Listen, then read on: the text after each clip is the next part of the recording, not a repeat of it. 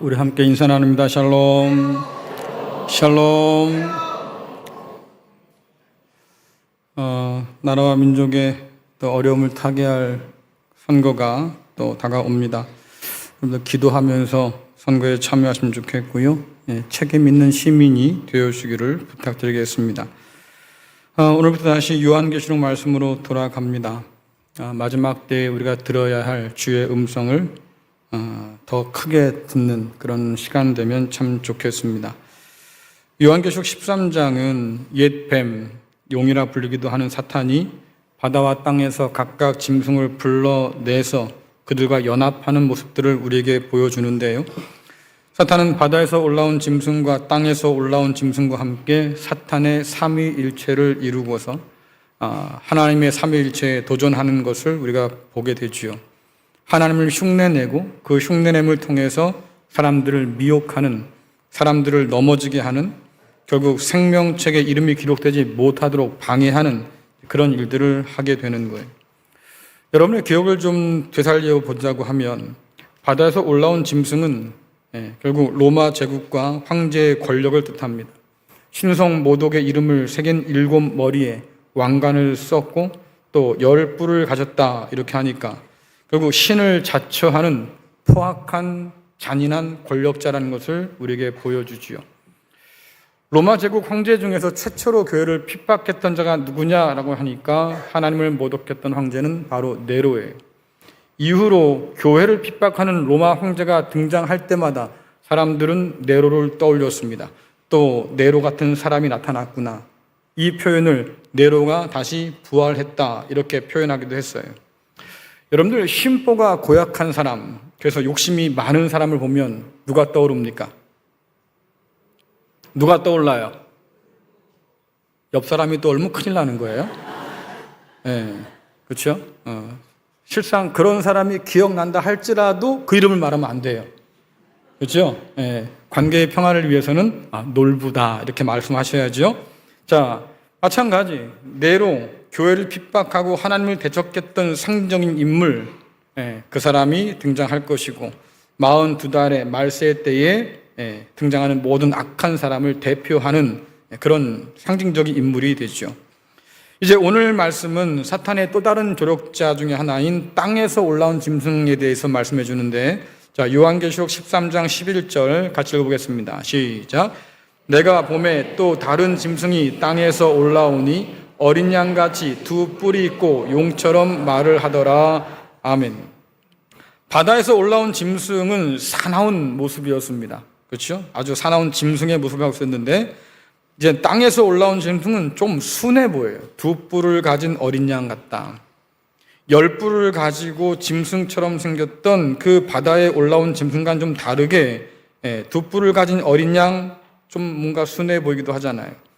성경에서 이 뿔이라고 하는 것은 능력 혹은 권세를 뜻하기도 하는데 땅에서 올라온 짐승은 2뿔을 가졌다고 얘기하고 바다에서 올라온 짐승은 10뿔을 가졌다고 하니까 바다에서 올라온 짐승의 권세가 훨씬 더 큰 거예요. 그래서 2뿔을 가진 이 어린 양 같은 땅에서 올라온 짐승은 바다에서 올라온 짐승을 섬기는 자, 그를 지원하는 그런 협력자로서 존재하는 거죠. 그러면 땅에서 올라온 그 짐승은 어떤 일을 할까? 특별히 바다에서 올라온 짐승을 위해서 그는 무슨 일을 할까가 중요한 건데, 자, 요한계시록 13장 12절부터 15절 말씀 같이 한번 읽겠습니다. 시작. 그가 먼저 나온 짐승의 모든 권세를 그 앞에서 행하며 땅과 땅에 사는 자들을 처음 짐승에게 경배하게 하니 곧 죽게 되었던 상처가 나은 자니라. 큰 이적을 행하되 심지어 사람들 앞에서 불이 하늘로부터 땅에 내려오게 하고 짐승 앞에서 받은 바 이적을 행함으로 땅에 거하는 자들을 미혹하며 땅에 거하는 자들에게 이르기를 칼에 상하였다가 살아난 짐승을 위하여 우상을 만들라 하더라. 그가 권세를 받아 그 짐승의 우상에게 생기를 주어 그 짐승의 우상으로 말하게 하고 또 짐승의 우상에게 경배하지 아니하는 자는 몇이든지 다 죽이게 하더라. 아멘. 오늘 12절부터 15절까지의 말씀을 잘 살펴보면 우리가 크게 구별할 것들이 좀 필요하지요. 바다에서 올라온 짐승과 또 땅에서 올라온 짐승의 사역들을 좀 더 구분해서 생각할 필요가 있습니다. 먼저 나온 짐승은 바다에서 올라온 짐승이에요. 그는 처음 짐승이라 불리기도 하고 죽게 되었던 상처가 나았던 사람이다, 이렇게 표현되기도 하죠. 그래서 땅에서 올라온 짐승은 바다에서 올라온 이 처음 짐승을 위해서 어떻게 합니까? 큰 이적을 보여주기도 하고 또 짐승 앞에서 받은 이적을 행해서 땅에 거하는 사람들을 미혹하기도 하고, 그리고 칼에 상하였다가 살아난 짐승, 다시 말해서 바다에서 올라온 짐승을 위해서 우상을 만들어서 그 우상을 섬기도록 하기도 하고, 우상을 섬기게 하려고 하니까 속이는 일이 필요한 거잖아요. 그래서 짐승의 우상에게 생기를 주었다, 그 짐승의 우상으로 말하게 했다. 여러분들, 생기를 주었다, 말하게 했다, 정말로 그 짐승의 우상이 걸어다녔다는 얘기가 아니에요.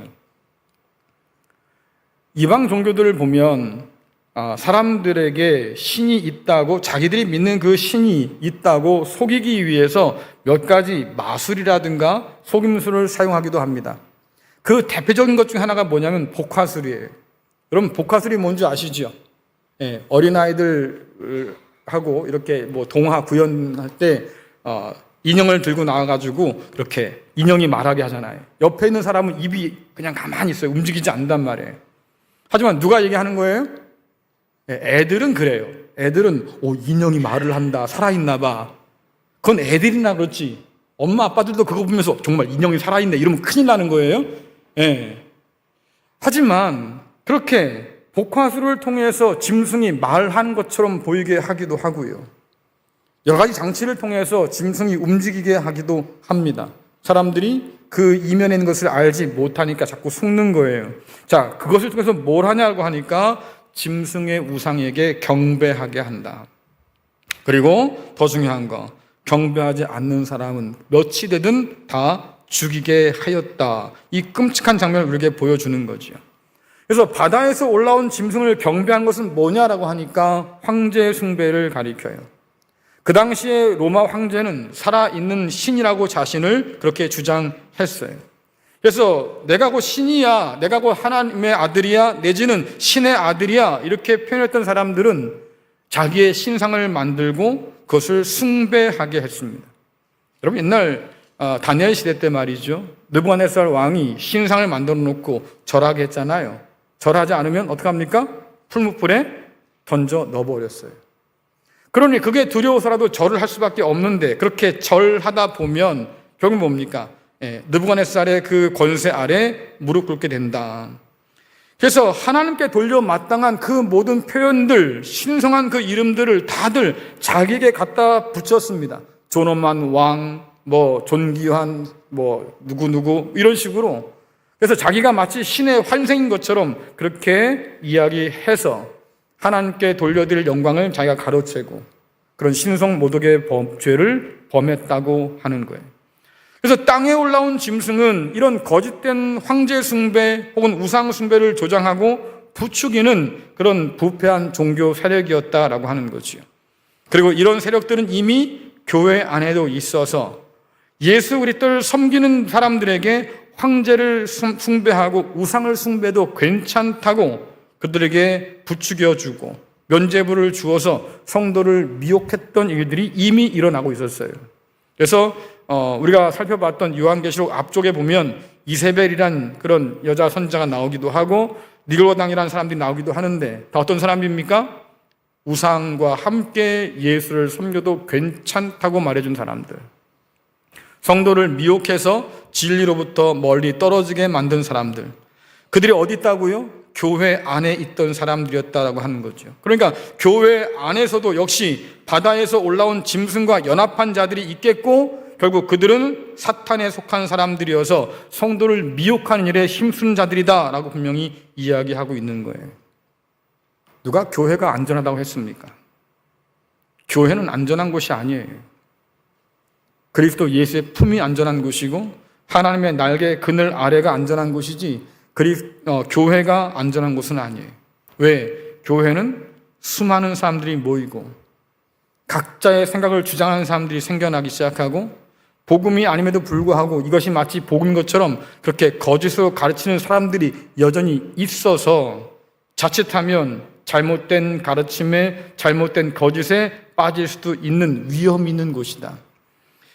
그래서 요한이 지금 무엇을 말하고자 하는 거냐면, 황제 숭배는 국가 권력과 종교 권력이 야합해서 탄생한 괴물 같은 것이다 라고 지금 폭로해 주고 있는 거예요. 황제의 신상을 세워서 경배하게 함으로 하나님을 모독하기 때문에 사탄적인 행동이지요. 심지어 황제를 숭배하는 일에 참여하지 않는 사람들을 주의까지 하니까 이것은 심각하게 폭력적인 일인데, 여러분, 이것이 그렇게 낯선 일은 아니다. 왜? 이 시대에도 여전히 일어나는 일이니까. 여러분, 독일 교회를 한번 생각해 보세요. 독일 교회가요, 독일 나치의 히틀러를 지지하고 옹호하는 선언을 했습니다. 심지어 그들이 뭐라고 얘기했습니까? 히틀러는 이 시대를 위해서 하나님이 보내신 메시아다라고 선포했고, 또 그 히틀러의 일에 적극적으로 앞장서서 협조했어요. 교회가 독재자 히틀러를 옹호하고 그가 하는 일 앞에 앞장섰다, 그 말이에요. 그 결과가 뭡니까? 600만 유태인 학살 앞에 그들이 앞장서게 되었다. 이처럼 세상 권력과 종교 세력의 야합은 끔찍한 폭력과 사륙을 낳을 수밖에 없는데, 이러한 그 당시의 독일 교회를 분석한 한 학자가 이렇게 정의를 내립니다. 히틀러 정권 아래에서 얻을 이익에 눈이 멀어서 교회가 잘못된 선택을 했다. 그 잘못된 선택이 가져온 게 뭐겠습니까? 사람을 하나님처럼 높이는 우상숭배의 죄를 저질렀을 뿐만 아니라 600만의 유대인들을 학살하는 그 학살 앞에 동참했을 뿐만 아니라 세계를 전쟁으로 몰아가는 그 일 가운데 교회가 앞장서는 일을 했다고 하는 거예요. 여러분, 이것은 그렇게 낯선 일이 아니에요. 왜? 역사를 보면 권력자가 종교를 등에 업으려고 했던 시도는 여전히 있어 왔고, 종교는 그런 정치적 권력자를 등에 업으려고 했던 시도는 늘 있어 왔어요. 그러니까 서로 원하는 게 같아. 서로 원하는 게 같다고. 그래서 권력자는 종교의 지지를 입어서 사람들의 마음을 얻으려고 했던 것이고, 종교는 그런 권력자를 등에 업어서 자기의 세력들을 넓히려고 했던 거지요. 이 원하는 게 같다 보니까 종종 정치 권력과 종교 세력이 한 몸이 되는 경우가 있었다라고 하는 거예요. 부패한 권력에 줄을 대고 이권을 얻고자 했던 종교 세력은 언제나 있어 왔지요. 요즘도 보잖아요. 여러분, 뉴스에서 종종 들려오는 통일교 얘기 왜 들려와요? 신천 얘기는 또 왜 들려오고요? 무속인들은 왜 자꾸 등장하는 거예요? 이유는 한 가지예요. 그들이 부패한 권력에 줄대어서 이권을 얻고자 했다는 것이 지금 폭로되고 있잖아요. 종교와 권력이 그렇게 부패해 가면 결국 끔찍한 일들이 벌어지는데, 교회는 다릅니까? 교회는 다를까요? 태극기 흔들고 성적이 흔들고 이스라엘 국기까지 흔드는 애국을 가장한 종교 세력들 여전히 있잖아요. 아마 우리 교회에서도 그런 분들 계실 거예요. 이상한 영상 보내고 거짓 가짜 뉴스 전파하고 구분을 못하지요. 하나님도 까불면 죽어. 저는 이 사람이 이 시대의 가장 큰 이단이라고 봐요. 왜? 통일교회 문선명이도 지가 하나님이라고 했지 하나님도 까불면 죽는다고 말한 적이 없어요. 이만희도 지가 메시아라고 했지 자기가 하나님을 어떻게 할 수 있는 존재라고 말한 적이 없어요. 근데 이 사람은 뭐라고 그래요? 하나님도 까불면 죽어. 근데 그 사람이 목사라고 쫓아다니는 사람은 또 뭐예요? 그 이단을 말입니다. 하나님의 사람을 생각하고 쫓아다니는 사람은 또 뭐냐고요? 속는 거예요, 여러분들. 속는다고요. 여전히 우리 안에 이세벨과 니골라당은 있고요. 경계하지 않으면 속는 것은 마찬가지. 그뿐입니까, 여러분들? 이제 대선 다가왔으니까. 특정한 정치인, 내가 지지하는 사람, 여러분 그 사람이 우리의 모든 문제를 다 해결할 것 같아요? 꿈 깨시라고요. 기껏 해봐야 몇 년 못하잖아요. 그 몇 년 안에 여러분들의 문제를 어떻게 다 해결해 주겠어? 그거는 가능성이 없는 얘기예요. 근데도 마치 그 사람이 우리의 구세주나 되는 것처럼 그 엄청난 지지를 보내요. 심지어 특정 연예인들에게는 또 어떻습니까? 온갖 사랑을 고백하면서 당신이 나의 아이돌이라고, 나의 우상이라고 고백하는 사람 또 얼마나 많습니까? 한번 그럼 뒤집어 생각해 보자고요. 우리 하나님께 그런 환호와 지지를 보낸 적이 언제 있어요? 여러분 그래 봤어요? 그렇게 열광하는 것만큼 우리 주님 앞에 그렇게 환호해 봤습니까? 그렇게 그 사람이 나의 구원자가 될 것 같지 말입니다. 그렇게 소망과 희망을 우리 하나님께 걸어봤어요? 여전히 우리는 우상의 시대를 살고 있는 거예요. 그 우상은 우리가 만들어낸 괴물이지요. 결국 그것 때문에 망할 텐데 경계하지 않아요. 그냥 스스로 속도록 자신을 내어주는 거죠. 당시 로마 종교의 연합은 세상을 쥐락펴락하는 살아있는 권력이 되었습니다. 그래서 그들의 강력한 지배 아래 땅의 모든 속한 사람들이 엎드려 경배할 수밖에 없었다라고 얘기해요. 왜? 그렇게 하지 않으면 죽임을 당하니까. 그렇게 하지 않으면 모든 것을 다 잃게 될 거니까. 자, 요한계시록 13장 16절 같이 읽겠습니다. 시작. 그가 모든 자, 곧 작은 자나 큰 자나 부자나 가난한 자나 자유인이나 종들에게 그 오른손에나 이마에 표를 받게 하고 누구든지 이 표를 가진 자 외에는 매매를 못하게 하니 이 표는 그 짐승의 이름이나 그 이름의 수라. 아멘.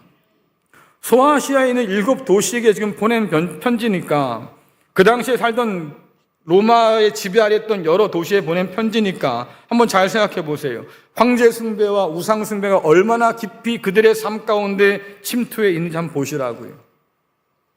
황제 숭배와 우상 숭배에 참여하지 않고서는 살 길이 없었어요. 오직 황제와 우상을 숭배하는 그 자리에 서 있는 사람, 그들에게만 사고 팔 수 있는, 경제 활동할 수 있는, 먹고 살 수 있는 그런 일에 참여할 수 있도록 권리를 허락해 주었어요.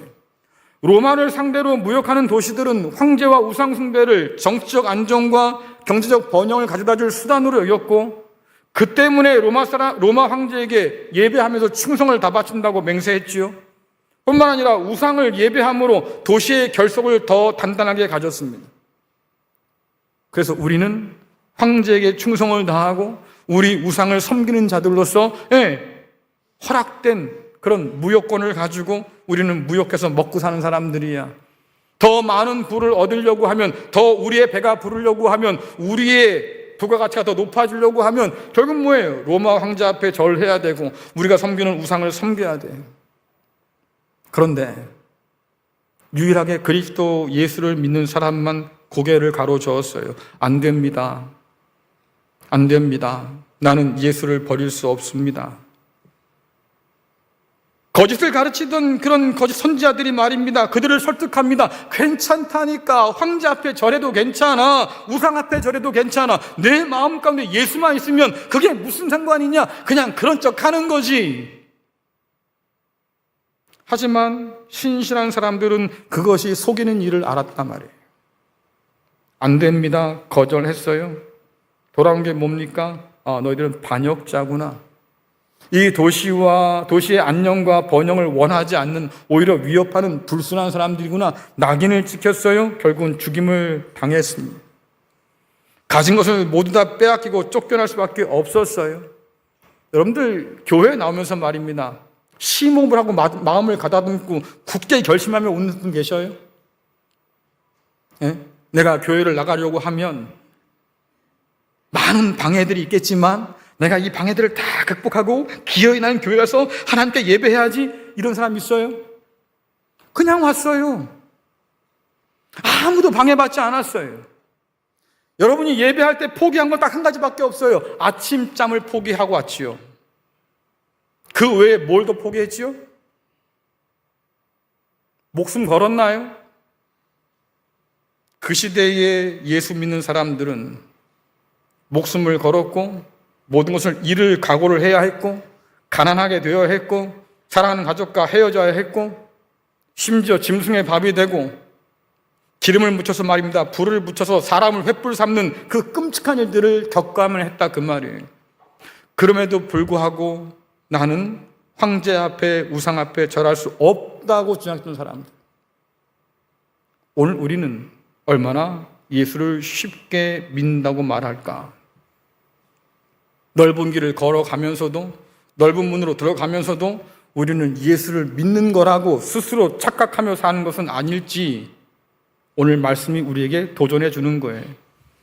마태복음을 보면 주님을 시험했던 사탄의 유혹을 소개합니다. 여러분 마태복음 4장 8절에서 10절 말씀 같이 읽겠습니다. 시작. 마귀가 또 그를 데리고 지극히 높은 산으로 가서 천하 만국과 그 영광을 보여 이르되 만일 내게 엎드려 경배하면 이 모든 것을 내게 주리라. 이에 예수께서 말씀하시되 사탄아 물러가라 기록되었으되 주 너의 하나님께 경배하고 다만 그를 섬기라 하였느니라. 아멘. 주님은 사탄의 마지막 시험이 그 정체가 뭔지를 이미 간파하셨어요. 이것은 섬길 자를 택하는 문제구나. 충성을 바칠 대상을 선택하는 문제구나. 곧 그것은 예배의 문제구나. 무엇을 위해서 누구를 예배할지를 결정하라는 얘기잖아요. 천하를 얻으려고 하면 사탄 앞에 절하면 돼. 그러면 모든 걸 다 얻을 수 있을 거예요. 예수를 믿기 때문에 잃어버렸던 모든 것들, 내가 예수를 부인하고 황제 앞에, 우상 앞에 엎드려 절하면 내가 뺏겼던 것, 내가 잃었던 것 다 회복해 줄 거야. 여러분 얼마나 달콤할까?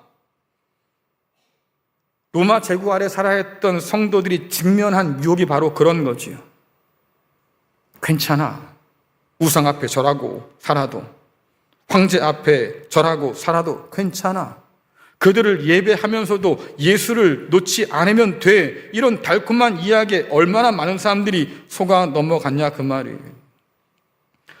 그래서 요한은 오늘 이 말씀을 통해서 말입니다. 이 세상에서 누구를 예배하며 살지를 결정하라고 지금 촉구하고 있는 거예요.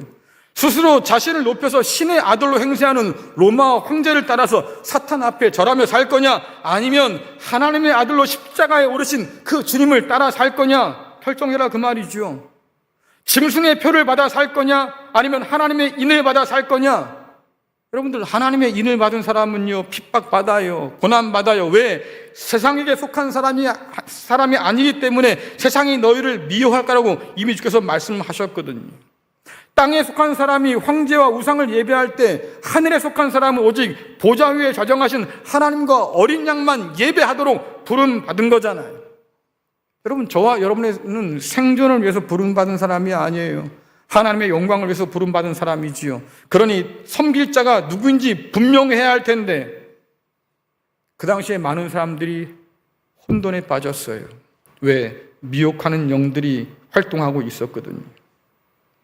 오늘 요한이 뭐라고 말합니까? 황제와 우상 숭배에 참여한 사람들은 짐승의 표를 받은 사람이다. 오른손이든 이마든 어쨌든 짐승의 표를 가진 사람이라고 말해요. 자, 요한계시록 13장 18절 말씀 읽겠습니다. 시작. 지혜가 여기 있으니 총명한 자는 그 짐승의 수를 세어보라. 그것은 사람의 수니 그의 수는 666이니라. 아멘. 요한은 그 짐승의 수가 사람의 수라고 얘기하고 세보니까 666이다 말합니다. 이처럼 사람 이름을 숫자로 표현해서 암호처럼 사용하는 것, 이것을 게마트리아라고 합니다. 게마트리아. 사람 이름의 알파벳에 숫자를 부여해서 그것을 다 합쳐 놓은 것, 그것이 숫자로 표현되는 거죠. 고대 한 낙서를 보니까요 이런 낙서가 기록되어 있다고 해요. 나는 그의 이름이 545인 그녀를 사랑합니다. 사랑 고백을 했는데 누군지도 밝혔어요. 근데요 누군지 알 수가 없어. 왜? 545인 사람이 어디 한두 개 있냐고. 그렇죠? 사람들이 모여서 웅성을 했을 거예요. 아마 이 이름은, 이 숫자는 누가 아닐까? 나눠서 계산해 보니까 이 사람이 545라는 숫자가 딱 떨어지네. 근데 또 다른 사람이 나타났습니다. 이 이름도 있어. 이 이름도 계산해 보니까 545가 나와. 그러니까 545라고 하는 그 숫자를 가진 이름은 굉장히 많아요. 그런데 나는 545인 그 여인을 좋아합니다라고 했던 그 낙서를 쓴 사람한테는 545는 하나밖에 없는 거예요. 그렇죠? 내가 사랑하는 그 여인밖에 없는 거잖아요. 그러니 남들은 알지 못해도 나는 그가 누군지를 알 수 있는 거죠. 마찬가지 그 사람의 수를 이름을 세보니까 666이다. 여러분들 세상에 이름값이 666인 사람이 어디 한둘이었겠습니까? 그렇죠? 하지만 그 당시에 요한과 요한계시록을 읽어했던 사람들은 그 666이 누구인가를 단박에 알아챘다는 게 중요해요. 지혜가 있어서 총명한 사람은 알 수 있다고 말씀하니까.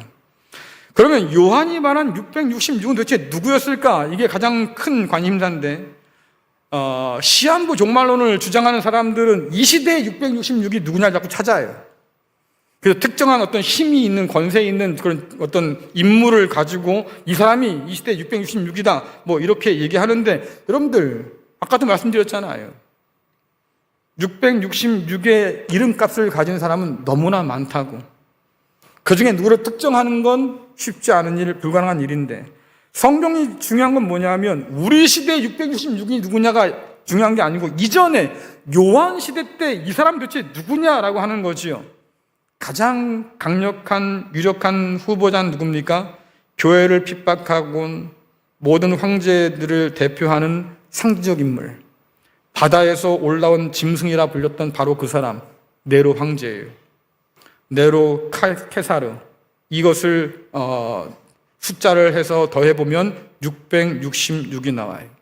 네로와 그 뒤를 이어서 교회를 핍박했던 황제들, 자신을 신격하면서 자기의 동상을 세워서 사람들에게 자기를 숭배하게 했던 바로 그 사람들은 다 666에 속한 사람들이에요. 그래서 바울은 이런 황제 숭배와 우상 숭배 뒤에 도사리인 사탄을 바라보고 있는데요. 자, 고린도전서 10장 20절, 요한일서 4장 1절을 함께 읽겠습니다. 시작. 무릇 이방인이 제사하는 것은 귀신에게 하는 것이요 하나님께 제사하는 것이 아니니 나는 너희가 귀신과 교제하는 자가 되기를 원하지 아니하노라. 사랑하는 자들아, 영을 다 믿지 말고 오직 영들이 하나님께 속하였나 분별하라. 많은 거짓 선자가 세상에 나왔습니다. 아멘. 바울이 뭐라 그럽니까? 여러분들, 고린도 교회는요 워낙에 영적으로 혼란스러운 곳이었어요. 항구 도시여서 이런 곳 저런 곳에서 모여든 수많은 종교들이 있었고, 또 그 영향이 교회 안에도 들어와서 말입니다, 기독교가 가르치는 혹은 성경이 가르치는 영성이 아니라 이방 영성들이 교회 안에 들어와서 그것이 마치 성령의 역사인 것처럼 그렇게 거짓으로 가장한 경우가 많았다 그 말이에요. 뿐만 아니라 우상이 가득한 곳이어서 성도들도 우상에게 예배하고 제사할 수 있다는 그런 거짓된 가르침들이 많았다 그 말이지요. 그러니 바울이 뭐라 그럽니까? 그런 사람들의 말에 귀를 기울이지 말아라. 우상에게 제사하는 것은 결국 귀신에게 하는 것인데 그 자리에 참여하는 것은 너희가 귀신과 교제하는 일이니 이것은 합당치 않다라고 분명히 말씀하잖아요.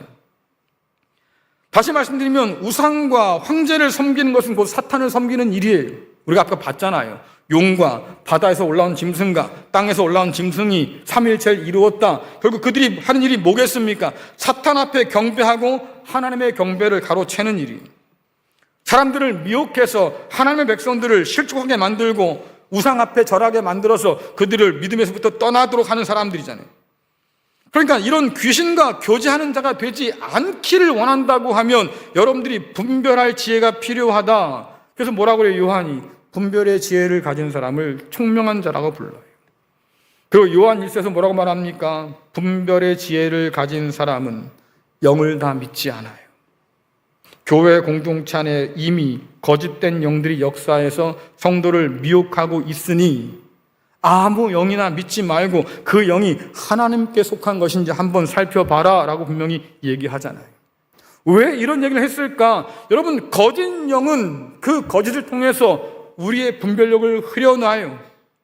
666 이름을 가진 사람이 이 시대에 누구냐를 자꾸 특정하려고 하는 사람들 이미 속는 거예요. 이미 사단에게 속은 거예요. 그 짐승의 표가 컴퓨터 칩, 베리 칩이어서 뭐 여기에 혹은 뭐 이마에 뭐 달면은 그것만 가지고 있어야지 매매가 가능하고 다른 사람은 못한다. 뭐 이렇게 주장하는 사람들 이미 여러분 속은 거예요. 왜? 요한이 말하고자 하는 것을 그는 제대로 깨닫지 못한 사람이어서 성경과 관계없는 일들에 자꾸 관심을 두고 거기에 마음을 쏟는 거죠. 거짓에 속는 거예요. 그래서 분별해야 한다고 말하잖아요.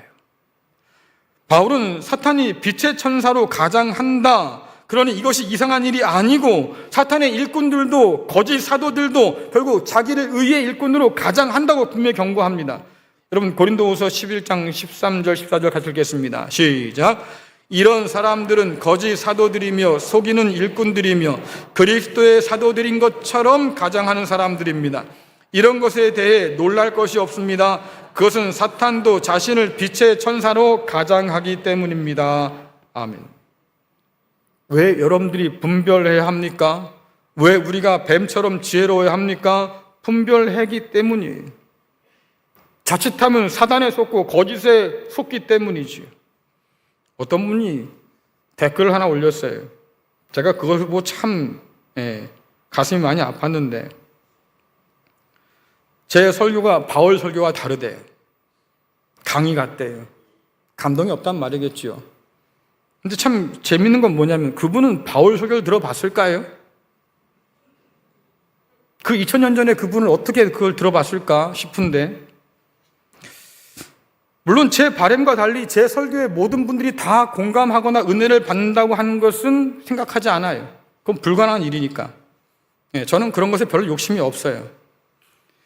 하지만 제 안에 설교가 도대체 뭐냐라고 할 때 반드시 있는 기준이 뭐겠습니까? 여러분들, 우리는요, 감정이 아니라 오직 진리를 바르게 깨달아 알 때 비로소 우리는 은혜가 뭔 줄 알아요.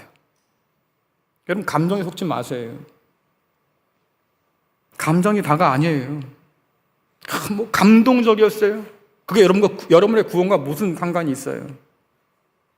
진리를 알고 진리를 통해서 자유롭고 구원을 얻는 것이지, 그저 감동했다고 해서 여러분들이 구원 얻는 건 아니잖아요. 사도행전 8장에 보니까 에디오피아 내시가요, 자기도 모를 글을 읽고 있는 거예요. 도대체 이게 무슨 뜻인지 모르겠어요. 성령께서 빌립을 보내서 그를 만나게 하셨지요. 빌립이 묻습니다. 네가 읽는 것을 이해는 하냐? 그랬더니 이 에디오피아 내시가 뭐라고 그럽니까? 야, 읽기는 하는데 내보고 가르쳐주는 사람이 없는데 내가 어떻게 이것을 이해하겠냐? 그러니 에디오피아 내시를 이 빌립이 차근차근 가르쳐요. 사실 이것은 그리스도 예수에 관한 얘기다부터 시작해서 복음을 전하지요. 여러분들, 가르치지 않는데 여러분들이 복음을 어떻게 알아요? 강의 같다고요? 어쩌면 칭찬이에요. 왜? 제가 여러분에게 복음을 차근차근 설명하고 가르치고 있다는 얘기겠습니까? 설교는 뭡니까, 여러분들? 진리를 선포함으로 거짓을 분별할 수 있도록 가르치는 게 설교예요. 눈물 콧물 흘려 짜게 하는 거, 그래서 그것이 마치 은혜 받은 것이라 생각하는 거, 여러분, 그것은 성경이 말하는 설교가 아니다, 그 말이에요. 감동이 아니라 진리에 내 영이 반응할 때 구원을 받는 것이지, 그것이 없이 어떻게 우리가 감동만 가지고 구원을 받겠어요? 진리를 바로 알 때 우리가 소망을 깨달아 아는 것이고, 그 진리를 통해서 그날들을 소망하며 살게 되는 거지. 여러분, 진리의 분별 없는 감동이 어떻게 우리를 구원할 수 있겠습니까? 재밌는 설교를 원하셔요? 감동 있는 설교를 원하셔요? 그러면 장소팔 씨 뭐 이런 고춘자 씨 기다려 놓으세요. 그 이름은 알기나 할까요, 여러분들? 장소팔 씨 알아요? 고춘자 씨 알아요? 여러분, 그들이 하는 공연 가보세요. 울긋고 난리도 아니요. 하지만 그게 무슨 상관이냐, 구원과. 여러분이 얻을 생명과 무슨 상관이냐고요. 상관없어요. 진리를 통해서 하나님의 뜻을 알고, 진리를 통해서 거짓을 분별하고, 진리를 통해서 악한 영을 분별할 줄 알아야 속지 않고 그 진리 가운데 설 수 있는 거지요. 여러분들, 진리 없는 감정은 스스로를 속이는 아무것도 아닌 일인 거예요. 오늘 주신 말씀에 여러분들은 무슨 위로를 얻습니까? 오늘 말씀하신 이 진리를 통해서 우리는 무슨 소망을 발견할 수 있을까요? 제가 읽다 보니까 그 생각이 들어요. 아, 그래. 첫 번째 뭡니까? 사탄의 삼위일체는 42달이라는 시간 안에서만 활동해요. 그것은 정해진 끝이 있다는 얘기겠지요. 핍박이 있고 고난이 있어서 성도들이 참으로 어려움을 당하겠지만, 그러나 뭡니까? 여러분이 잘 하시는 말씀처럼 이 또한 지나가리라. 그래요, 지나가고 말 거다. 그 핍박도 고난도 끝날 때가 올 거다. 장차 우리가 얻을 그 영광에 비하면 지금 이 고난과 핍박은 너무나 가볍고 짧다. 성경이 우리에게 전해주는 소망이 바로 그거예요. 그 영광을 바라보면서 진리를 따라 살고 오늘을 인내하는 믿음이 필요하다고 가르쳐주고, 그래서 이 편지를 읽어야 했던 그 당시의 사람들과 오늘 이 편지를 읽는 우리들에게 뭐라고 말씀하시는 겁니까? 제발 깨어서 잘 견뎌내고 이겨내라고 권면하고 있는 거예요. 왜 그럴까? 반드시 주님께서 가져오실 영원한 영생과 그 나라가 있기 때문이죠. 두 번째로 우리가 위로를 누릴 수 있는 게 뭐겠습니까? 하나님의 표를 받아서 생명책에 기록된 사람들은 반드시 살아요. 이 땅에서 주께서 뭐라고 말씀하십니까? 죽어도 산다 말씀하잖아요. 그러니까 그리스도 예수의 생명책에 하나님의 그 인침을 받은 사람들은 반드시 영생을 누린다. 하지만 짐승의 표를 받아서 세상 앞에 절하고 사탄을 섬기며 살았던 사람들은 반드시 멸망당한다. 그럼 여러분들은 어떤 소망을 가지고 이 자리에 앉아 있는 거예요?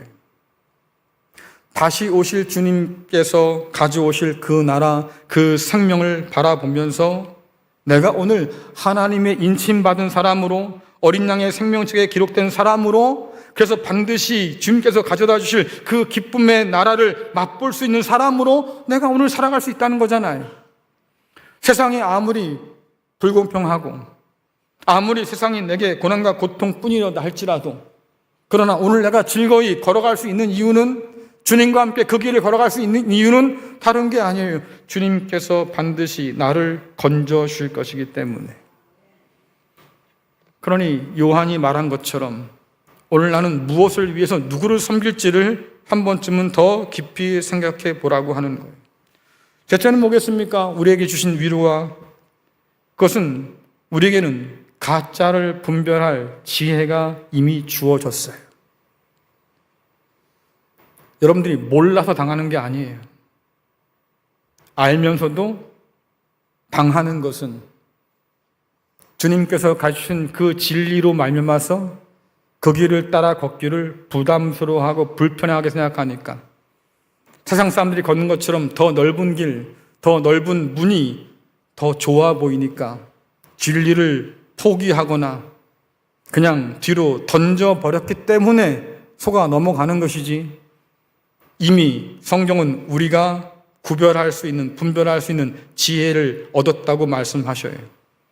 말씀을 통해서, 성령의 역사를 통해서 우리는 진짜와 거짓을 구별할 수 있어요. 근데 어떻게 우리가 그것을 더 구별할 수 있을까? 여러분들, 거짓을 쫓아다닐 필요가 없어요. 위패를 감정하는 사람들 있지 않습니까? 특별히 달러화 같은 경우는 세계적으로 통용되는 국제 화폐니까 잘못 그것을 흉내내서 만들어낸 가짜가 되게 많습니다. 위패가 되게 많다 그 말이에요. 그러면 위패를 감별하는 사람들이 그 위패를 다 가져다가 말입니다. 일일이 연구해가지고 그것을 아는 게 아니에요. 하나만 파면 돼요. 뭐만 알면 돼요? 그렇죠. 진짜 화폐만 정확하게 알면 되는 거예요. 진짜 화폐만 정확하게 알고 있으면 가짜가 보이기 시작해요. 여기는 이 문양이 없잖아. 진짜는 있거든. 이거 가짜야. 진짜를 통해서 가짜를 아는 거예요. 그러니 여러분들은 이미 진리를 아는 사람이고, 그 진리를 통해서 거짓을 분별해 내는 사람이고, 그 진리를 통해서 생명을 얻을 사람인 거지요. 그러니 말씀을 더 사모하시고, 말씀을 알기 위해서 더 연구하시고 공부하셔라 그 말이에요. 왜? 그래야만 사탄에게 속지 않아요. 여러분들 성경에 보니까요, 사탄은 위장의 천재예요. 귀재입니다. 심지어 열심히 우는 사자처럼 우리를 쫓아다닌다고 그러잖아요. 우리를 집어삼킬 때까지 말입니다. 포기하지 않는다고 그러잖아요. 그러니까 사탄은 아주 끈질기고 성실해요. 심지어 머리도 좋아. 그만큼 자기를 위장한다고 했으니까. 우리가 무슨 수로 그런 사람들을, 그런 사탄을 분별해낼 수 있겠어요? 기준 한 가지예요. 주님 말씀으로 진리의 눈이 열리면 분별할 수 있어요. 그 진리를 따라서 오늘 우리가 소망을 품고 살아가고, 그 진리를 따라서 우리가 인내하면서 끝까지 충성된 증인으로 산다고 하면 우리는 하나님의 인을 받은 사람이고 어린 양 예수 그리스도의 생명책에 기록된 사람으로 살 수 있을 거예요. 이 땅이 고통스럽고 믿기가 쉽지 않은 세상을 우리는 살고 있지만 그러나 진리 안에서 성령 안에서 분별하며 살아간다고 하면 우린 마침내 하나님이 가져다 주시는 그 나라를 보게 될 거예요. 모쪼록 이 믿음 안에서 이 진리 안에서 더 견고히 서는 저와 여러분 될 수 있기를 간절히 축원합니다.